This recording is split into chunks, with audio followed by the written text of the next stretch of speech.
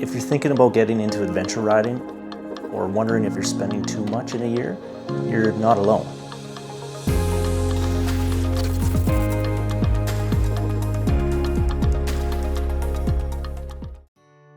I tracked all my adventure riding expenses up throughout the year and I added it all up. If you guys are new here, what's up? I'm James. This channel is all about real world adventure riding and I'm based out of beautiful British Columbia, Canada. Now for some context out there, I am 100% a weekend warrior. I still have a 9-to-5, so most of my rides usually have to fall on the weekend. This season was different though. I really committed to filming my rides and that actually pushed me to go out and explore some more. Now from April all the way to October, I was riding most weekends and looking back at it, that was pretty sweet. I also want to be clear about the bikes. I started the season off with my Africa Twin, so some of the costs are going to be coming from that. And then partway through, I transitioned into my Tenere 700 and absolutely loving it. So it's going to be kind of a mix between both bikes. And it's also going to be in Canadian dollars for a good reason. Now to keep things simple, I'm going to be breaking it up into 5 different categories. Maintenance and parts, gear, fuel, food and travel, and other. Now this is a category a lot of people underestimate, and I'll say this right up front, I'm an automotive mechanic, so being able to work on my own bike saves me a lot of money, especially comparing to some of the shop rates. As far as regular maintenance goes, it's pretty straightforward, nothing crazy. A couple oil changes a year for each bike, pretty simple. On the Africa Twin though, things got a little bit stacked up. I ended up replacing brake pads, rear wheel bearing, chain and sprockets, and I upgraded the front fork springs as well. With my new to me Tenere, I wanted to get this thing crash ready because I knew I was going to be dropping it quite a few times.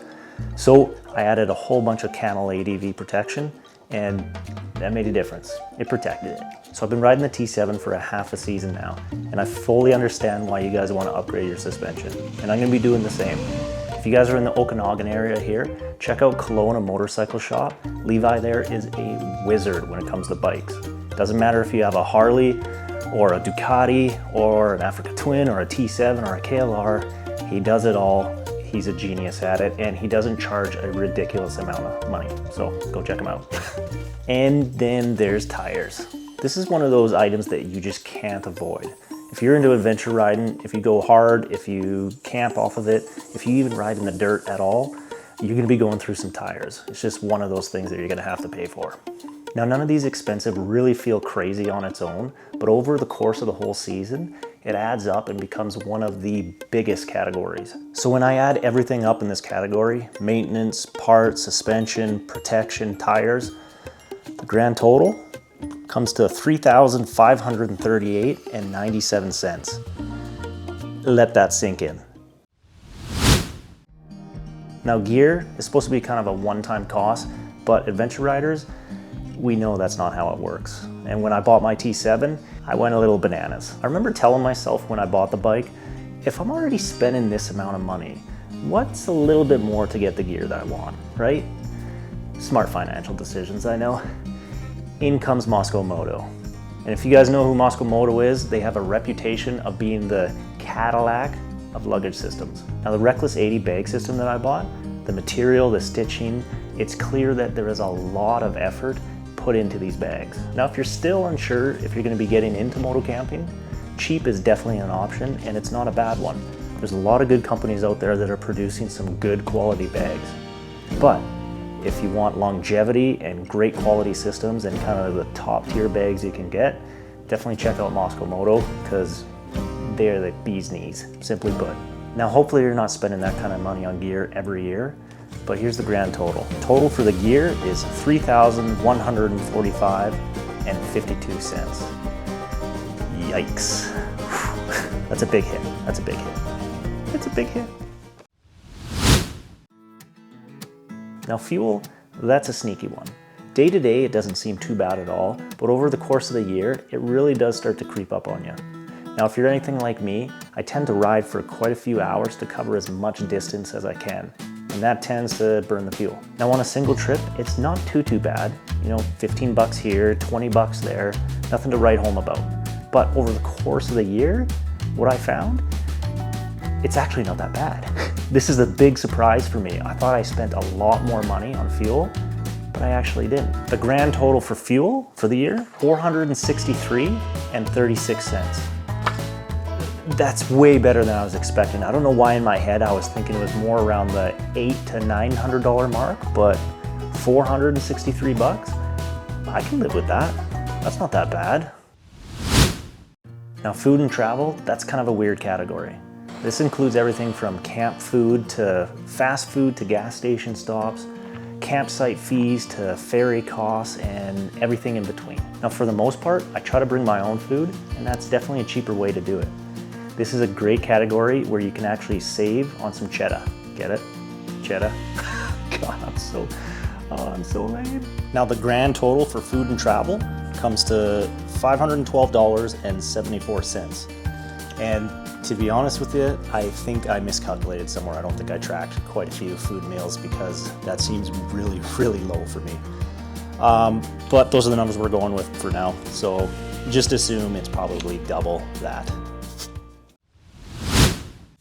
Now, this last category, it's a random one. It's for all the things like bike insurance, camera gear, or any other miscellaneous things that really didn't have a home. Once again, individually, everything doesn't seem that bad, except for maybe this little tiny camera that I got here.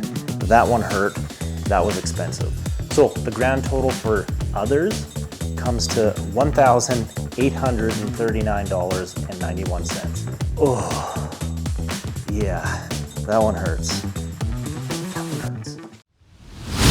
Yeah, I spent some money. So with all of those categories combined together, my grand total for the year, drum roll please, $9,550. $9,500. Whew. Now, is that expensive? Yes. Is it ridiculously expensive? No. If you're comparing it to if you own a boat, that's significantly quite less. And if you're also considering the fact that what you get out of that $9,500 is you get to explore new places, your mind gets free, and you have some fun, then really, is it that bad? It might be that bad. That's a lot of money. That's a lot of money. Again, this is what my adventure cost me through this year. I did have some bigger expenses that came this way. Did I have to make them? No, but like most people, I did. I splurged. But if you guys want to check out a guy who's going to be doing it on the cheap side, definitely go check out I Think We Missed a Turn. He's going to be going across Canada with his Cove 450 on a $50 a day budget. That's fuel, food, maintenance, everything. He's going to be starting that next year, so you're definitely going to want to check that out. So I'm curious, what surprised you the most this year that you had to spend on your bike? Or even better yet, did you spend more than me in a year or less? God, I hope my wife doesn't watch this. I'll be dead. I'll be dead.